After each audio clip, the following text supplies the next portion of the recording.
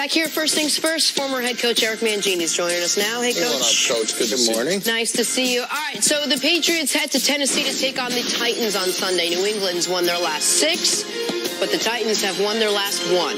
So the Pats aren't taking them lightly. My point, the Pats don't take anyone lightly, at least not in public.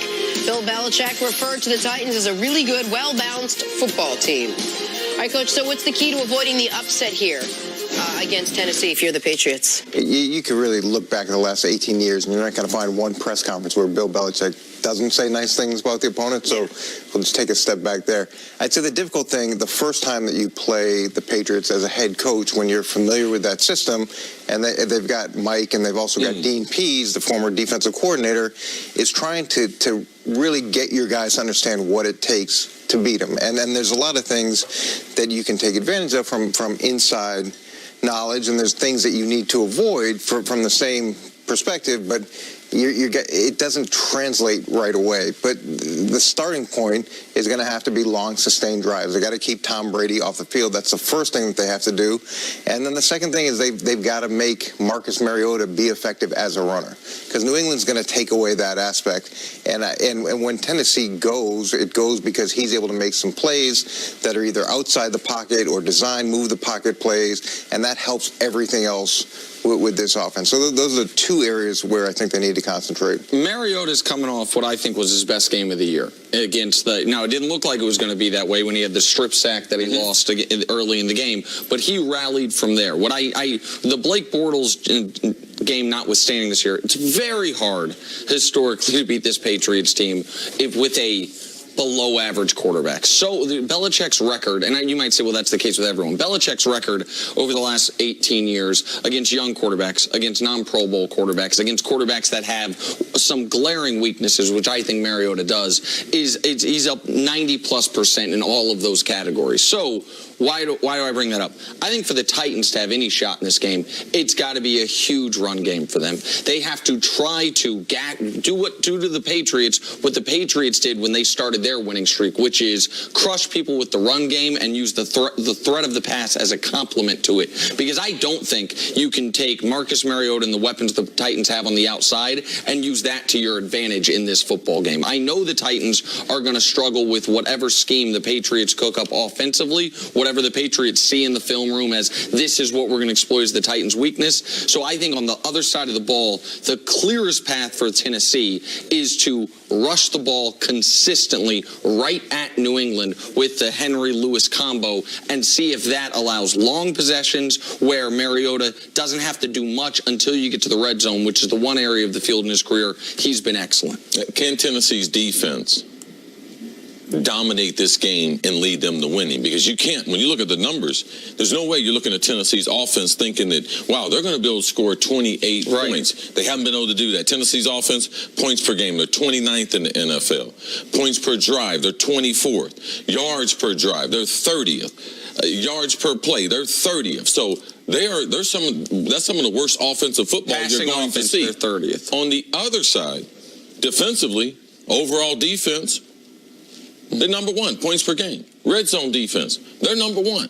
So you have to try to balance this out to be like, man, I need that defense to be able to turn New England over, potentially score on defense, and offensively, how do I attack them? I'm going to try to do a little New England to them. I'm going to try to shorten up the game. I believe that Derrick Henry's got to play a more significant role than he's played earlier this season, and I'm going to slice and dice them with Dion Lewis, their guy. I'm going to put those linebackers in space because I know Belichick's not going to have those linebackers trying to guard Dion too much. That's where I'm going to try. I'm going to try to make it third down and short and try to get conversions, keep Tom Brady, and play to my strength, which happens to be my defense, Coach. And defensively, what you have to do is you have to give them something they haven't seen. And New England does that to everybody all the time. But if Tom Brady comes out, and we'd say this in the meeting room, if he knows it goes, if he knows what you're in, it's going to the right spot. So the ability to disguise coverage, the ability to give him something that he's got to adjust to, and then have a second pitch in the second half. Because once they go in and talk about it, they usually come out and light up whoever they're playing. You need to be able to do something else that's a little bit different in the second half. And Mike knows that. Dean knows that. And it gets back to my original point. can you convey the importance of that to the players? Can they really understand it, that this first time that they're facing him with this coaching staff? Mariota as a runner, the run-pass option, the more of that that you can keep pushing, forcing them to deal with him as a true runner, that to me will open up things in the passing game and help him have a chance. Nick, how much have these two teams changed since that divisional playoff game last year? How much are the game plans going into this one? How much? Well, I mean, the Titans changed head coach, so like that's the most significant change. And typically we don't see that. Right. If you got to the divisional round of the playoffs, and you won a playoff game, a huge comeback against the Kansas City Chiefs last year. Who was the quarterback in that game, coach? So so that's the biggest change. The Titans personnel is more consistent this year to last year than the Patriots is. At least who the Patriots are going to be trotting out this game. Last year in that game, obviously, they didn't have Julian Edelman. They'll have him here. They did have Gronk. They probably won't have him here. So the Patriots to me have had more turnover of personnel, but the Patriots also are the most consistent team in football as far as what their schemes are. They kept their offensive coordinator. Now, they did lose Matt Patricia, but are you seeing anything from the Patriots defensively this year that's different under new coordinator than last year? Because I'm not. It seems like that's Belichick's defense. Am I wrong? Well, when you say consistent, the thing that is consistent is they're not going to be consistent. They're going to, every week it's changed because you're going to play Tennessee a lot differently than you play the team that you faced the week before. But they're all changes within the family. Within the framework of what they're doing. Yeah. Now there's some things that have been mixed in that are different, and anytime you add a new personality as a play caller, tendencies tend to change when you blitz. Matt Patricia blitzed a little bit more than they're blitzing now. So there's some smaller things that go to the human being that's actually calling the play. Yeah, one thing from a personnel standpoint I should think that people should watch is, let's not forget the subplot of Malcolm Butler. Didn't play in the Super Bowl, was dressed. Belichick benched him. Now, I'm going to tell you a lot. Belichick knows a lot more about football. And because Malcolm Butler played so bad in those two previous games, on paper, he would justify his benching. Now, Tennessee, man, they went out and paid Malcolm Butler a lot of money.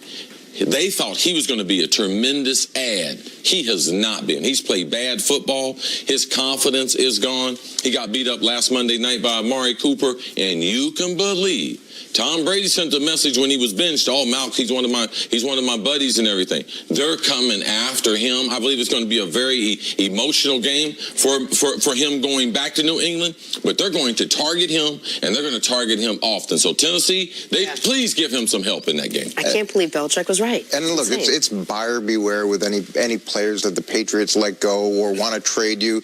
There's probably a good reason why it happened, and you see it every year. If someone goes and they pay someone that's no longer there a ton of money, and it's not quite what they hoped to do. You mentioned they might go pick on Malcolm Butler. Is that something that is that unsaid? Is that something that is part of the game plan? Is there any? Because Belichick, while he knows what was said around the Super Bowl, he heard all the questions he had to answer for 6 months, even though he wouldn't answer them, about benching Malcolm Butler. Belichick is like it should be in America, man. He does not discriminate. He don't care who you are, where you are, what your name is, where you are from. What do the numbers say?